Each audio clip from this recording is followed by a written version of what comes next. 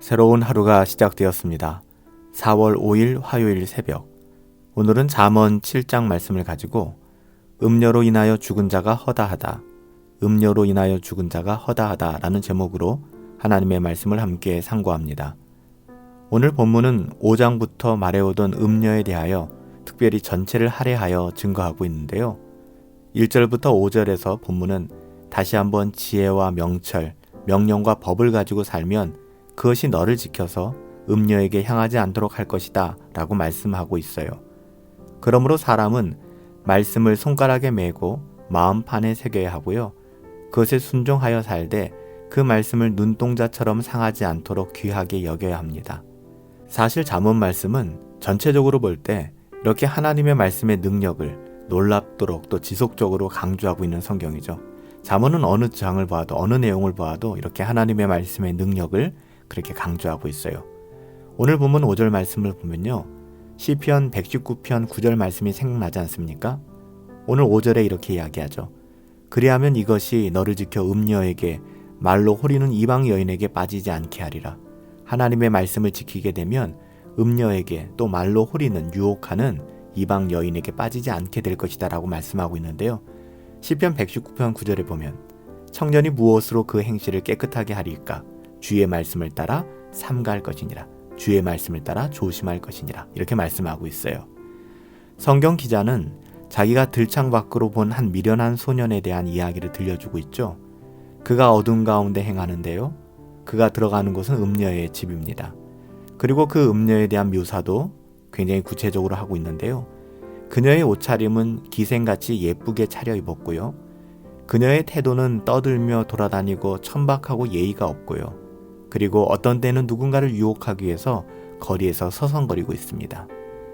더불어 그녀의 접근 방법은 그 소년을 붙잡고 입을 맞추며 부끄러움이 없이 말을 하는 것으로 묘사되고 있죠. 그녀가 14절에서 이런 이야기를 해요. 내가 화목제를 드려 서원한 것을 오늘 갚아노라. 좀 약간 어색한 표현 같지만 이 음녀가 하는 말이 그래요. 내가 화목제를 드려 서원한 것을 오늘 갚아노라. 이게 무슨 말일까요? 그녀는 지금 종교적인 언어를 사용하고 있는 거예요. 자기의 종교적 의무를 다했다라고 지금 항변하고 있는 것이거든요. 말하자면 지금 그녀가 종교적인 의무를 다했기 때문에 이 미련한 소년을 유혹하는 것이 문제가 되지 않는다라고 말하고 있는 거예요. 그녀가 음녀이지만 교회를 다니고 있는지도 모르겠습니다. 예수님을 고백하고 있는지도 모르겠어요. 그래도 그녀가 음녀라는 사실에는 변함이 없습니다. 그가 교회도 다니고 여러 가지 종교적 의무를 다했기 때문에 자신의 삶이 정당하다, 가하다 이렇게 이야기할 수 없다라는 것을 강조하고 있는 것입니다. 그녀는 계속해서 자기 남편이 멀리 가서 오래 걸릴 것이며 돌아오는데 오래 걸릴 것이며 내게는 참 좋은 생각이 있다. 우리가 지금 이렇게 관계를 맺는 것이 절대로 나쁜 것이 아니다. 들킬 일 없다. 이렇게 이야기하고 있는 거예요. 이 위험한 행동, 이 악한 행동이 걸리지 않을 것이라고 안전할 거라는 확신을 가지고 있는 거예요. 자신이 하나님의 자녀라고 하면서도 자신이 하는 행동들에 대해서 이렇게 생각하고 있는 사람들이 적지 않다는 것이 굉장히 놀랍습니다. 그러니 남은 것은요, 그냥 지금의 쾌락을 즐기자. 뭐 복잡하게 생각하냐. 지금 내가 하고 싶은 대로 내 삶을 살아가는 것이다. 이렇게 생각하는 거예요. 결국 어떻게 됩니까? 오늘 잠언에 나오는 소녀는 그녀에게로 들어가게 되고요. 그 모습을 어떻게 기록하고 있냐면 소가 마치 도살장으로 끌려가는 것 같고 새가 그물로 날아오는 것 같다라고 이야기합니다. 인생 끝나는 것이죠. 그 소녀는 소나 새처럼 어리석은 자다라고 묘사하고 있는 거예요.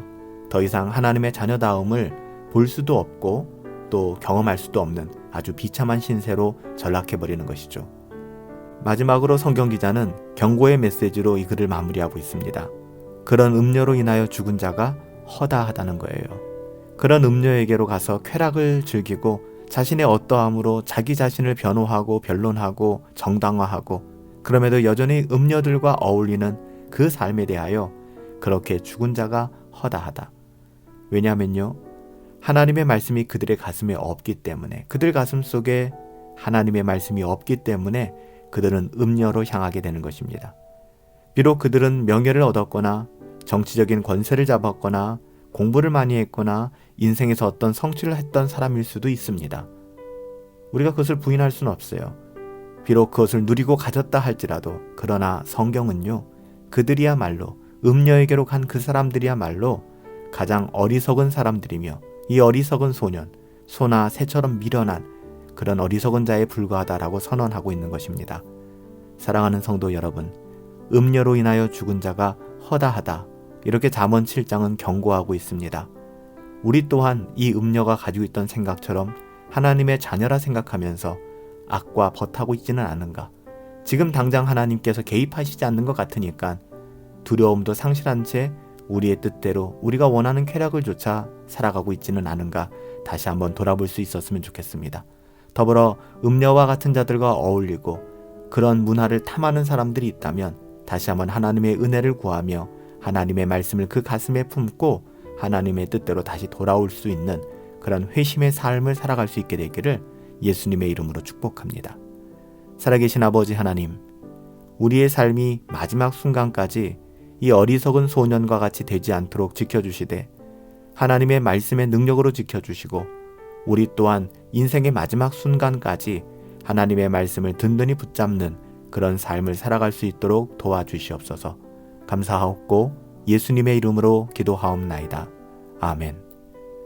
성경은 분명히 우리에게 경고합니다. 음녀로 인하여 죽은 자가 허다하다. 생명을 전하며 살아가십시다. 생명을 누리며 살아가십시다. 하나님의 말씀이 우리의 영혼을 살려주실 것입니다. 그 말씀 꼭 붙잡고 살아가는 저와 여러분들 되시길 예수님의 이름으로 축복합니다. 오늘 하루도 성령으로 충만하시고 주 예수 그리스도와 함께 승리합시다.